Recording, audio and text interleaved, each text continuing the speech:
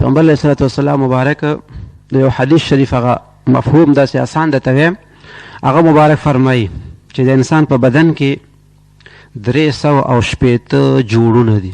360 جوړونه دي د انسان د بدن، او په ده باندې دا لازم دي چې د هر یو جوړ په عوض کې د دې یو صدقه ورکوي.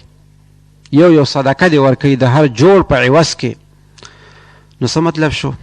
هر سهار 360 صدقې ورکول بیا پکار دي که نه؟ چې 360 جوړونه دي او د هر یو جوړ په عوض کې ته یو صدقه ورکې، 2 3 نه ورکې، صرف یو ورکې، نو بیا هم کم از کم 360 صدقې به ورکول غواړي. نو دا غیر ته آسانه طریقه ښوولې پیغمبر علیه السلام مبارک. وایي سبحان الله چې وایي دا صدقه ده، الحمدلله چې دی وي دا صدقه ده، لا اله الا الله چې دی وي دا صدقه شوه، الله اکبر دی وي دا هم تا صدقه ورکه.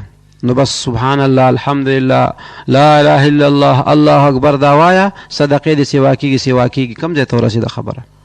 ښه د لارې نه د نقصان شی لرې که دا هم صدقه ده. په لاره کې ګټه پرته ده، غنه پرته ده، هغه لرې که چې مسلمانانو ته تکلیف نی، دغه هم صدقه شوه. مسلمان رو سره پرون تندي باندې میلاو شه، دا هم صدقه ده. نو نیک اعمال چې دي هغه ځان ته زیاتول پکار دي. نو الله جل جلاله دې موږ ته د ډېرو نیکو اعمالو توفیق راکړي، او د ذکر د خدای موږ ته ډېر توفیق راکړي.